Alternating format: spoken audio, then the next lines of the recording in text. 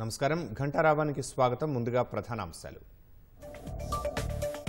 ఛత్తీస్గఢ్ కాంకేర్లో మరోసారి తుపాకుల గర్జన 18 మంది మావోయిస్టుల హతం 3 జవాన్లకు గాయాలు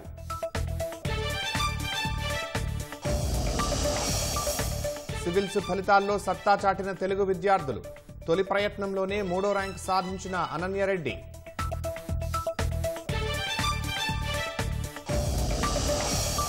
గల్ఫ్ కార్మికుల కోసం ఓవర్సీస్ వర్కర్స్ వెల్ఫేర్ బోర్డు ప్రత్యేక కార్యాచరణ బీమా సౌకర్యం కల్పిస్తామన్న సర్కార్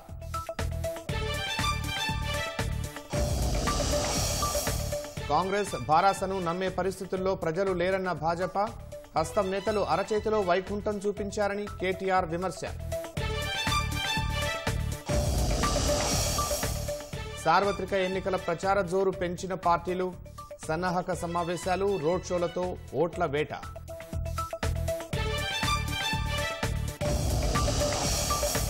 ఇండియా కూటమి అబద్ధాలతో రాజకీయం చేస్తోందన్న ప్రధాని సుసంపన్న భారత్ తీర్చిదిద్దే లక్ష్యంతో పనిచేస్తున్నట్టు ప్రకటన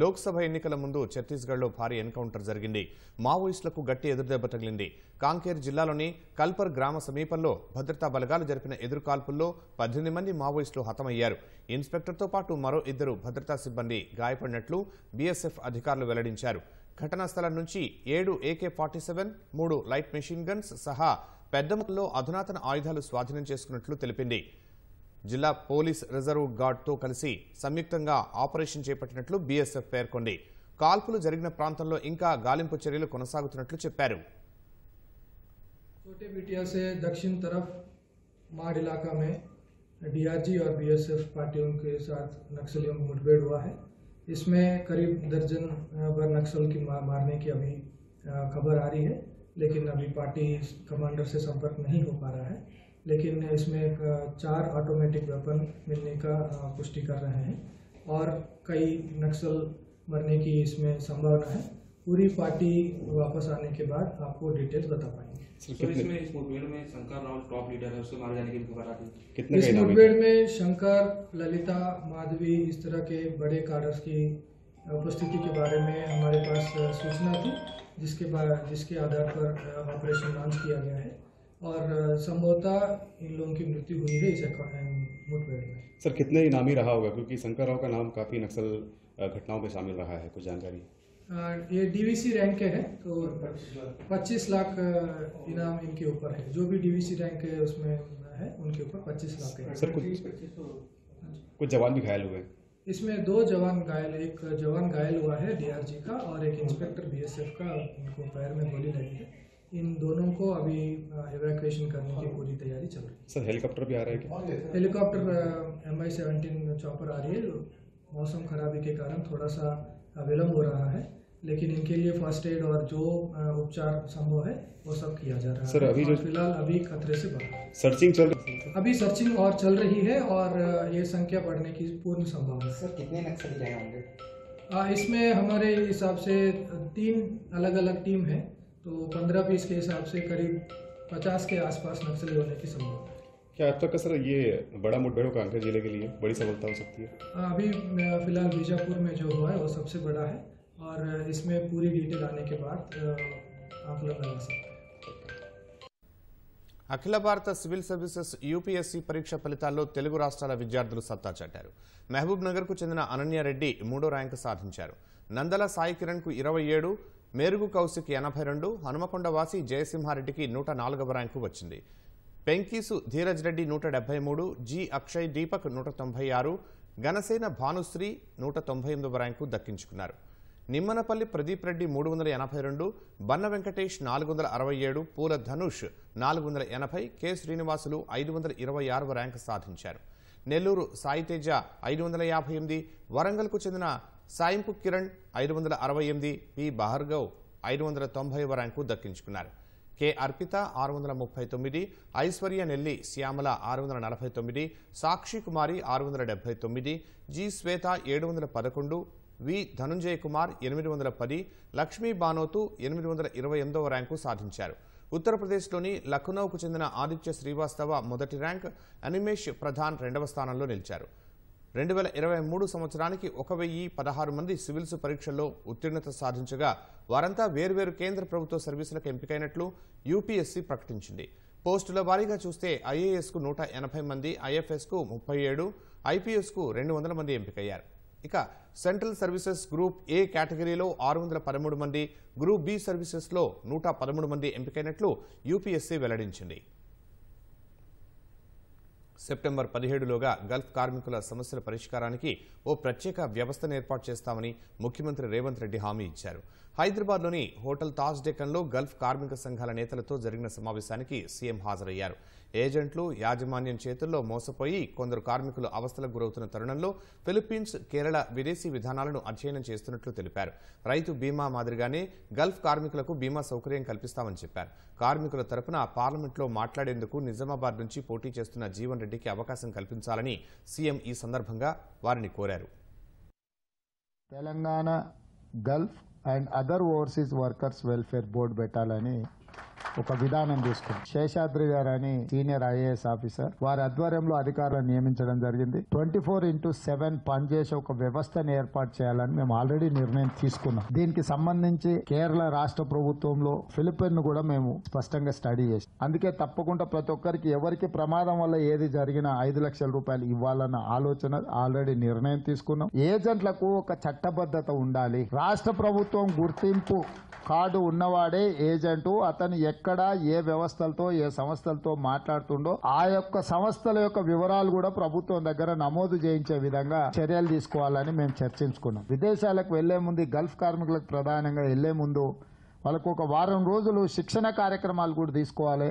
వాళ్ళకి చెప్పాలి ఎట్లయితే ఇక్కడ రైతులకు ఉన్నదో గల్ఫ్ కార్మికుల కోసం కూడా ఎట్లా చనిపోయినా వాళ్లకు ఒక బీమా వసతి కల్పించి ఆ కుటుంబాలను ఆదుకోవడానికి, వాళ్ళ పిల్లల చదువుల కోసం ఒక మంచి విద్యను అందించడానికి కూడా కావలసిన చర్యలు తీసుకోవాలన్న ఆలోచన వీటన్నిటిని కూడా మేము చేస్తున్నాం. తప్పకుండా సెప్టెంబర్ 17 లోపల ఈ వ్యవస్థనంతా పకడ్బందీగా ఏర్పాటు చేసే బాధ్యత నేను తీసుకుంటా అని చెప్పి నేను మాట ఇస్తున్నా. కానీ ఈ ఒక్కసారి మాత్రం నేను మీకు చేసే విజ్ఞప్తి, కరీంనగర్, నిజామాబాద్, ముఖ్యంగా నిజామాబాద్ లో అక్కడనే సమస్య ఉంది, అక్కడనే మూలం ఉంది. పరిష్కారం కూడా చూపించాల్సింది అక్కడనే. పరిష్కారం చూపించాలంటే మీ తరఫున ప్రాతినిధ్యం వహించే వ్యక్తి పార్లమెంట్ లో ఉండాలి. మీరు 100% జీవనానికి అండగా నిలబడి మీరు గెలిపించండి. ఇప్పుడు మీకు చెప్పిన అన్ని పనుల్ని చేసి పెట్టే బాధ్యత నాది.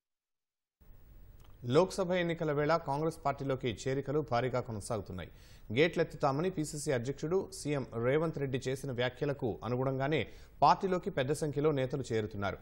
తాజాగా రేవంత్ రెడ్డి సమక్షంలో భారత నేత, కేంద్ర మాజీ మంత్రి సముద్రాల వేణుగోపాల్చారి, మాజీ ఎమ్మెల్సీ రాజేశ్వరరావు కాంగ్రెస్ పార్టీలో చేరారు. ముఖ్యమంత్రి రేవంత్ రెడ్డి ఇరువురు నేతలకు పార్టీ కండువా కప్పి కాంగ్రెస్లోకి ఆహ్వానించారు.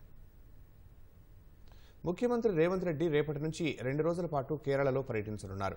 లోక్సభ ఎన్నికల ప్రచారంలో భాగంగా ఆయన రేపు ఉదయం కేరళకు చేరుకుని 2 రోజుల పాటు అక్కడ ఉంటారని పార్టీ వర్గాలు వెల్లడించాయి. తెలంగాణ రాష్ట్రంతో పాటు దక్షిణాది రాష్ట్రాల్లో సీఎం రేవంత్ రెడ్డిని ఎన్నికల ప్రచారానికి ఉపయోగించుకోవాలని ఏఐసీసీ నిర్ణయించింది. అందులో భాగంగానే సీఎం కేరళ పర్యటనకు వెళుతున్నట్లు పీసీసీ వర్గాలు వెల్లడించాయి. ఈ నెల 19న తెలంగాణ రాష్ట్రంలో ఉదయం మహబూబ్ నగర్, సాయంత్రం మహబూబాబాద్లలో జరిగే ఎన్నికల బహిరంగ సభల్లో సీఎం రేవంత్ రెడ్డి పాల్గొంటారని వివరించారు. సంగారెడ్డి జిల్లా ఆందోళన నియోజకవర్గం సుల్తాన్పూర్లో భారత ప్రజా ఆశీర్వాద సభ జరుగుతోంది. ప్రత్యక్ష ప్రసారం ద్వారా చూద్దాం. కోసం వాళ్ళు ఇక్కడ ఈ సభలో మీతో పాటుగా ఉన్నారు. నేను రాజకీయంగా ఎంతో ఎదగడానికి, తెలంగాణ రాష్ట్రం సాధించేటువంటి పోరాట పటిమ నాకు అందించి నన్ను పెంచింది ఈ మెతుకు సీమ. మీరిచ్చిన బలమే ఢిల్లీతోని కొట్లాడి ఆనాడు ఢిల్లీ మెడలు వంచి ఈ తెలంగాణ మనం తెచ్చుకున్నాం. మీ దీవెన లేకపోతే, మీ అండదండలు, మీ ఆశీర్వచనం లేకపోతే, ఈ మెతుకుగడ్డ నీళ్లు, రక్తం నా శరీరంలో లేకపోతే నాకు ఈ స్థాయి వచ్చేదే కాదు. మొన్న జరిగినటువంటి అసెంబ్లీ ఎన్నికల్లో కూడా ఏ జిల్లాలో రానంత భారీ మెజారిటీ ఇచ్చి హరీష్ రావు గారు తదితరుల నాయకత్వంలో 7 ఎమ్మెల్యేలు కల్పించిన నా మెతుకుసీమ గడ్డకు 2 చేతులెత్తి నేను నమస్కారం చేస్తా ఉన్నాను. ఎన్ని జన్మలెత్తినా కూడా మీ రుణం నేను తీర్చుకోలేదని చెప్పి నేను మనవి చేస్తా ఉన్నాను. ఇవాళ కొంతమంది తెలివి ఉన్నవాడు, తెలివి లేనివాడు, అడ్డంపొడుగు మాట్లాడేవాడు బీఆర్ఎస్కు పార్లమెంటు ఓట్లెందుకు సీట్లెందుకు అని మాట్లాడుతూ ఉన్నారు. ఇప్పుడే కావాలి బీఆర్ఎస్కు పార్లమెంట్లో ఓట్లు సీట్లు. ఎందుకు? ఆనాడు నన్ను మీరు ఆశీర్వదించకపోతే, నేను వెళ్ళి కరీంనగర్ ఎంపీ గెలవకపోతే, పార్లమెంట్లో నేను తెలంగాణ బిడ్డగా గర్జించకపోతే మనకు తెలంగాణ రాష్ట్రం ఎక్కడి నుంచి వచ్చేది? ఈరోజు కూడా తెలంగాణ ప్రజల ఆకాంక్షలు, ఆశలు, హక్కులు నెరవేరాలంటే ఖచ్చితంగా పీఆర్ఎస్ బిడ్డలు పార్లమెంట్లో ఉంటేనే మన హక్కులు, అధికారాలు నెరవేరుతాయి. నేను మీకు మనవి చేస్తా ఉన్నా. ఏం జరుగుతూ ఉంది మీరు చూస్తూ ఉన్నారు. ఇప్పుడే పెద్దలు పోచారం గారు చెప్పినారు, పాలిచ్చే భార్యను ఎత్తేసి దున్నపోతుని తెచ్చుకున్నామని. జరుగుతుంది. రాజకీయాలలో అప్పుడప్పుడు గమ్మత్తుగా గుడ్డి లక్ష్మి వచ్చినట్టు కొంతమంది లిల్లీ పుట్టుగాళ్ళకు కూడా అధికారం వస్తుంది. వాళ్ళని ఎందుకంటారు లిల్లీ పుట్టని? ప్రజల అధికారం ఎందుకు ఇస్తారు? మాకు సేవ చేయమని, రాష్ట్రాన్ని బాగు చేయమని, గత ప్రభుత్వం కంటే కొన్ని మంచి పనులు చేయమని అధికారం ఇస్తారు, కానీ అడ్డదిడ్డం పనులు చేయమని చెప్పరు. ఇలా ఏం జరుగుతూ ఉంది ఈ రాష్ట్రంలో? నిన్న స్వయంగా మీరు కళ్ళారా చూసినారు. ఈ భారతదేశంలో ఉన్న చట్టాల ప్రకారం, అంబేద్కర్ మహనీయుడు రాసినటువంటి రాజ్యాంగం ప్రకారం ఆర్టికల్ 3 ఆయన పెట్టినాడు కాబట్టి అంబేద్కర్ గారి పుణ్యమా అని మనకు తెలంగాణ రాష్ట్రం వచ్చింది. ఆ మహనీయుని గౌరవించుకోవాలని, గుండెల్లో పెట్టుకోవాలని 125 ఫీట్ల ఎత్తున ఉండేటువంటి, ప్రపంచంలోనే ఎక్కడ లేనటువంటి, భారతదేశంలో ఎక్కడ లేనటువంటి అంబేద్కర్ విగ్రహాన్ని మనం హైదరాబాద్లో కట్టుకున్నాం. పోయిన సంవత్సరం మీరందరూ కూడా చాలా మంది వచ్చినారు. బ్రహ్మాండంగా దాన్ని ఆవిష్కరణ చేసుకున్నాం. కానీ నిన్న అంబేద్కర్ జయంతి, ఆ విగ్రహం పెట్టిన తర్వాత జరిగిన తొలి జయంతి, ఈ లిల్లీ పుట్టగాల ప్రభుత్వం ఏం చేసింది?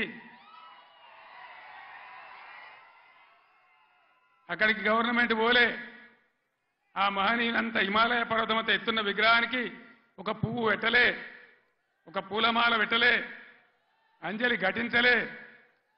అనేక రాష్ట్రాల నుంచి ప్రజలు వచ్చినారు చూడడానికి. వాళ్ళ కనీసం మంచినీళ్ళు ఏర్పాటు చేయలే, గేట్లు బంద్ చేసి తాళాలు వేసినారు. దీన్ని ఏమంటారు? అహంకారమా? కండకావరమా? ఏమనుకోవాలి దీనికి? అజ్ఞానమా? ఎవరు పెట్టిన విగ్రహమే కదా. మనం ఒక విగ్రహమే పెట్టుకోలే. ఆయన పెట్టిన ఆర్టికల్ 3తోనే తెలంగాణ వచ్చింది కాబట్టి రాష్ట్ర సెక్రటేరియట్ కూడా, సచివాలయానికి కూడా అంబేద్కర్ మహనీయుని పేరే పెట్టుకున్నాం. విగ్రహం కాడికి పోలే. మరి ఆ సెక్రటేరియట్ ఎందుకు కూర్చుంటున్నారు? సిగ్గు లేకుండా కూర్చుంటున్నారా? అది కూడా అంబేద్కర్ పేరు మీదనే ఉన్నది కదా. యాదగిరి గుట్ట కూడా బీఆర్ఎస్ గవర్నమెంటే కట్టింది. మరి ఆడికి పోయి ఎందుకు మొక్కుతున్నారు? ఎమ్మెల్యేలు ఉండే క్వార్టర్లు కూడా బీఆర్ఎస్ గవర్నమెంటే కట్టింది. గెలిచిన కాంగ్రెస్ ఎమ్మెల్యేలు దానిలో ఎందుకుంటున్నారు? అంటే అన్ని తీసేస్తారా? మిషన్ కాకతీయ చెరువులు బంద్ చేస్తారా? ఏమేం బంద్ చేస్తారు? ఈ లిల్లీ పుట్టుగాలని నేను ఎందుకన్నా అంటే దీనికే అన్నా. ఒకనాడు ఇదే లిల్లీ పుట్టుగాల పార్టీ సింగూరు ప్రాజెక్టు మన నోరు కొట్టి, మన ఎండబెట్టి, ఒక డ్రాప్, ఒక చుక్క నీళ్లు కూడా మనకి ఇయ్యలే. హైదరాబాద్కి ఇచ్చినారు. బాధపడ్డాం, ఏడ్చినాం. పొలాలు ఎండిపోయినాయి. అక్కడ నిజామాబాద్ వాళ్ళు ధర్నా, ఇక్కడ మెదకోళ్ళు ధర్నా. ఇయ్యలే. తెలంగాణ వచ్చినాక కదా ఇదే హరీష్ రావు ఇరిగేషన్ మంత్రిగా ఉండి జటా కాలువలు తవ్వి నీళ్లు, సింగూరు కాలువలు తవ్వితే కదా అందులోకి నీళ్ళు వచ్చినాయి, పంటలు పడినాయి. ఎక్కడి నుంచి వాడుకున్నాం సింగూరు నీళ్లు? ఇచ్చినరా వీళ్ళు? వచ్చినాయా ఆనాడు నీళ్లు? ఇవాళ ఏం చేస్తారు ఈ లిల్లీ పుట్టుగాళ్ళు? సంగమేశ్వర, బసమేశ్వర 2 లిఫ్ట్లు పెట్టుకున్నాం బ్రహ్మాండమైనటువంటి. కాళేశ్వరం నీళ్లతోని సింగూరుకు లింక్ పెట్టుకున్నాం కాబట్టి అటు నిజాం సాగర్ కానీ ఇటు మెదక్ జిల్లా కానీ మలన్న సాగర్తో కలుపుకున్నాం కాబట్టి బ్రహ్మాండంగా సంగమేశ్వర, బసమేశ్వర, నారాయణ ఖేడ్కు, జహీరాబాద్కు నీళ్ళు వచ్చేటువంటి లిఫ్ట్ పెట్టుకున్నాం. అక్కడ 1,00,000 ఎకరాలు, ఇక్కడ 1,00,000 ఎకరాలు. ఆందోళన నియోజకవర్గానికి కూడా 1,00,000 ఎకరాలు. ఎక్కడ పెట్టిన దాన్ని? ఎందుకు పండబెట్టినరు? ఎందుకు కోల్డ్ స్టోరేజ్లో పెట్టినరు? దయచేసి మీరు ఆలోచన చేయాలి. నేను మీ అందరినీ కోరుతా ఉన్నా, దళిత బిడ్డలను, దళిత మేధావులను నేను కోరుతా ఉన్నా. అంబేద్కర్ గారిని అవమానిస్తే మనం మౌనం పాటించుదామా? దళిత బంధు పెడితే నోరు మూసుకొని పడిందామా? ఇవాళ వాళ్ళకి సురుకు పెట్టాలి. ఇదే పార్లమెంట్ ఎన్నికల్లో బిడ్డ మీరు మోసం చేస్తే గుద్దిత కింద పడకూడదామనే జవాబు మీరు చెప్పాలని చెప్పి నేను మిమ్మల్ని కోరుతా ఉన్నా. తెలంగాణ ఉద్యోగ ఉపాధ్యాయ సోదరులను కూడా నేను కోరుతా ఉన్నా. ఏం జరుగుతా ఉంది? 4 నెలల సమయంలో ఇప్పుడు 5వ నెలకు వచ్చింది గవర్నమెంట్ వచ్చి. మీకు మేము ఎంత గౌరవం ఇచ్చినాం. ఆగమాగం కావద్దు. ఎలక్షన్ వస్తే పిచ్చోళ్ళలాగా ఓట్లు వేయద్దు. నిలకడగా ఆలోచన చేయాలి. నిజానిజాలేందో తెలుసుకోవాలి. అప్పుడే మనకు సరి అయిన న్యాయం జరుగుతుంది. ఏం జరగాలి ఇప్పుడు? ఈ రాష్ట్రం ఇట్లే పోవన్నా?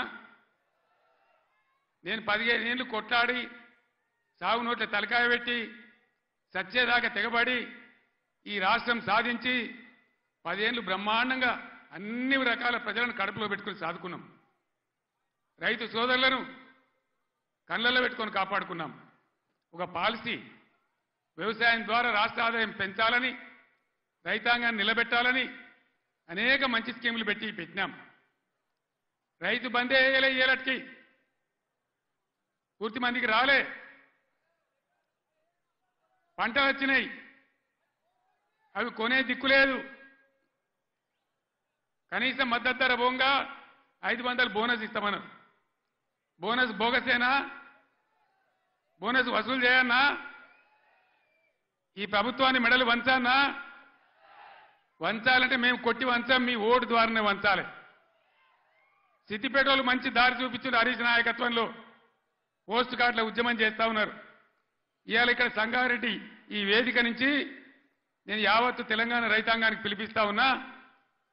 2 లక్షల రుణమాఫీ వెంటనే చేయాలని, ఎండిపోయిన పంటలకు 25,000 నష్టపరిహారం ఇవ్వాలని, ఎకరానికి బోనస్ ఖచ్చితంగా ఇవ్వాలని, వడ్లు వెంటనే కొనుగోలు చేయాలని రాష్ట్ర వ్యాప్తంగా రైతాంగం దయచేసి రేపటి నుంచే పోస్ట్ కార్డు ఉద్యమం మొదలు పెట్టాలని కూడా సిద్దిపేటను మార్గదర్శకంగా తీసుకొని చేయాలని నేను కోరుతా ఉన్నా. ఇవన్నీ చేయాలని అడిగితే ఇప్పుడే పోచారం గారు అన్నాడు, ఒక మంత్రి ఏమో రైతు బంధు అడిగితే చెప్పుతోని కొట్టిండ్రు అంటాడు.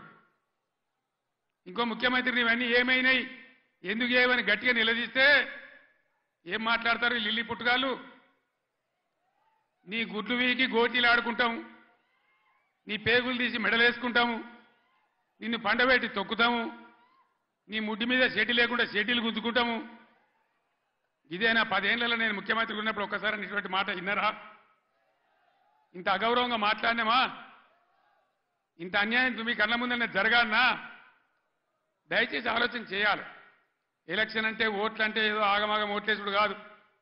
ఇలా సభలో ఉన్నారు, నేనే ఒక 100-150 లారీలు దాటుకుంటూ వచ్చిన, అందులో ఫుల్గా మంది ఉన్నారు. చాలా దూరంలో పోలీసు వాళ్ళు ఆపుతా ఉన్నారు, పోలీసు వాళ్ళు బొమ్మలు వీకేస్తా ఉన్నారు. నేను పోలీసు మిత్రులకు మనవి చేస్తా ఉన్నా, మీ డ్యూటీ మీరు చేయండి. 10 ఏళ్ళు మేము కూడా గవర్నమెంట్ ఉన్నాం. అమాయకులను బెదిరియడం, కొట్టడం, బీఆర్ఎస్ ఫ్లెక్సీలు బీకేయడం, ఇదా మీ పోలీస్ డ్యూటీ? ఇలా మేము కూడా లెక్క పెడతా ఉన్నాం. నేను పోలీసు పేరెత్తంగానే ప్రజలు ఎట్లా మాట్లాడుతున్నారో మీరు చూస్తున్నారు, ప్రజల గోల చూస్తున్నారు. ఇప్పటికైనా మీ అరాచకాలు బంద్ చేయండి, జాగ్రత్త. లేకపోతే మళ్ళా గ్యారంటీగా బీఆర్ఎస్ అధికారానికి వస్తుంది. అప్పుడు మీ గతి ఏమైందో ఆలోచన చేసుకోవాలి. 10 ఏళ్ళు మేము ఉన్నామే, 10 ఏళ్ళు నేను ముఖ్యమంత్రిగా ఉన్నానే, ఒక్కరోజన్నా మేము ఈ దౌర్జన్యం చేసినామా? ఎవరినైనా వేధించినామా? మరి ఎందుకు మీడియాలో మితిమీరిన పనులు చేస్తా ఉన్నారు పోలీసులు? దయచేసి మానుకోండి పోలీస్ సోదరులారా, మేమన్నీ రికార్డు చేస్తా ఉన్నాం.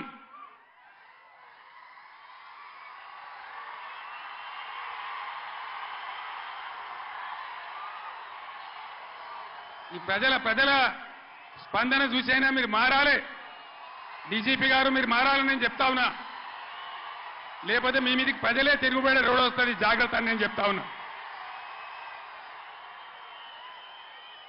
మా కార్యకర్త తెలంగాణ ఉద్యమకారుడు సల్వాజీ మాధవరావు అని కరీంనగర్ జిల్లా ధర్మారంలో పెద్దపల్లి జిల్లాలో ఆయన సోషల్ మీడియాలో ఒక పోస్ట్ పెట్టిండని చెప్పి ఆయన మీద అక్రమ కేసులు పెట్టి ఇలా జైలు తరలించినారు. ఆయన కరీంనగర్ జైల్లో ఉన్నాడు.